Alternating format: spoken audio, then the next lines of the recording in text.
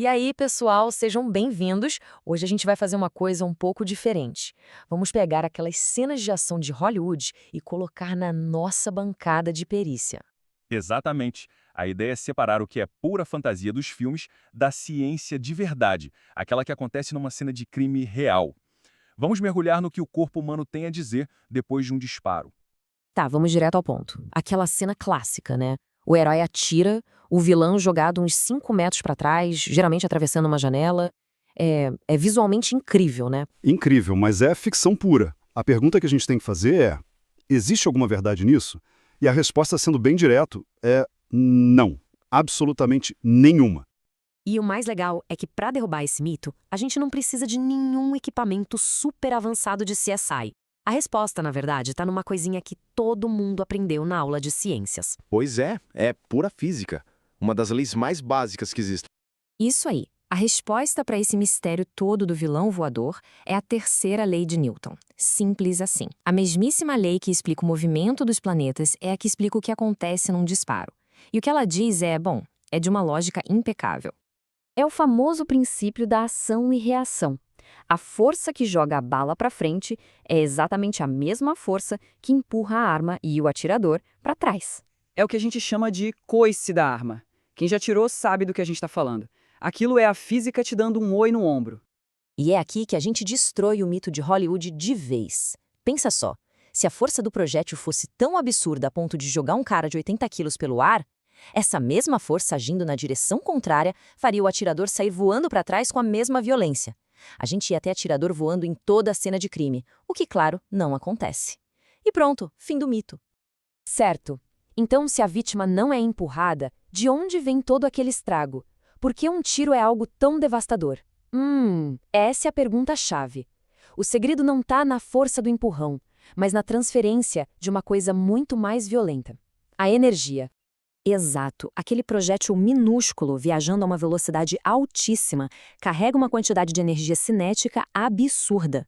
E quando ele atinge o corpo, essa energia toda é despejada nos tecidos quase que instantaneamente. Imagina um raio, só que concentrado num ponto minúsculo. Não é o empurrão que machuca, é essa onda de energia invisível que simplesmente destrói tudo por dentro. E é fundamental entender uma coisa: nem toda munição tem a mesma energia. Olha só esse exemplo: um calibre 38 Special e um 38 Super Alto. O nome é parecido, né? Só o nome. O Super Alto trabalha com uma pressão interna muito maior. E segundo a cartilha de armamento e tiro, isso significa mais velocidade e, consequentemente, muito mais energia no alvo. Só para ter uma ideia, um calibre 380 tem os 270 joules de energia. Um 380 Special já sobe para 350. Essa diferença é o que define o potencial do estrago. É tudo sobre pressão e energia. Ok, agora a gente vai para o lugar onde a verdadeira história de um tiro é contada, dentro do corpo. Aquele buraquinho que a gente vê na pele é só a capa do livro. O verdadeiro estrago acontece numa escala que a gente não vê, em milissegundos. É a tal da ferida invisível. O conceito aqui, o nome técnico é cavitação temporária. Parece complicado, mas a ideia é brutalmente simples. Pensa assim, conforme a bala passa pelo corpo, a energia que ela libera cria uma onda de choque que estica os tecidos em volta. É como se um balão inflasse e murchasse dentro da pessoa numa fração de segundo. É uma violência absurda e invisível. E o mais impressionante é que a bala nem precisa encostar num órgão para destruir ele. Essa cavidade temporária pode se esticar o bastante para romper uma artéria, rasgar o fígado ou um pulmão, mesmo que o projétil passe a centímetros de distância. É o que a gente chama de dano indireto. E muitas vezes é esse dano que é fatal. A bala pode até errar o coração, mas a onda de choque não erra. E é por isso que a ciência forense, como o próprio Tratado de Balística aponta, foca nisso. Não é só seguir o rastro da bala. Exatamente. A perícia vai avaliar a dispersão de energia cinética e os tecidos que foram lesionados direta e indiretamente. Ou seja, o perito está lendo a história completa daquela onda de energia e não só o caminho que a bala fez. Beleza, já entendemos a física e a biologia do trauma. Agora vamos colocar o nosso chapéu de perito. Como que a gente usa tudo isso para ler as pistas que ficam no corpo? É aqui que a mágica acontece. A vítima se transforma na principal testemunha do caso. Uma testemunha silenciosa, mas que conta absolutamente tudo.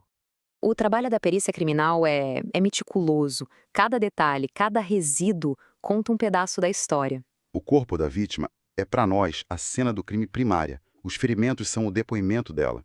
E o melhor de tudo, eles nunca mentem.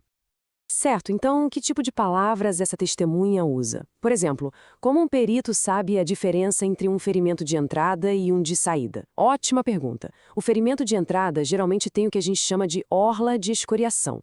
É tipo um anel mais escuro, onde a pele foi ralada pela rotação do projétil.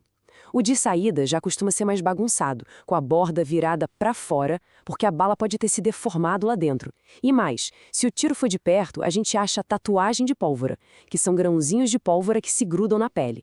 Isso nos diz com bastante precisão a distância do disparo. Mas a ciência não para, né? E se eu te disser que um dos procedimentos mais antigos da medicina legal, a autópsia, hoje pode ser feita sem usar um bisturi? Parece coisa de filmes de ficção científica, mas não é. Já é a nossa realidade. O nome disso é virtuópsia ou autópsia virtual. Basicamente, a gente usa tomógrafos e ressonâncias para criar um modelo 3D perfeito do corpo. E com esse modelo, a gente consegue seguir o trajeto da bala, ver o estrago interno por qualquer ângulo, tudo sem fazer um único corte. A gente preserva o corpo e ainda cria um registro digital perfeito da evidência. É o futuro da perícia acontecendo agora. Então, no fim do dia, a gente chega ao veredito. Numa investigação, testemunhas se confundem, memórias falham, álibis são criados, mas as leis da física e a biologia do corpo humano, bom, elas não são negociáveis.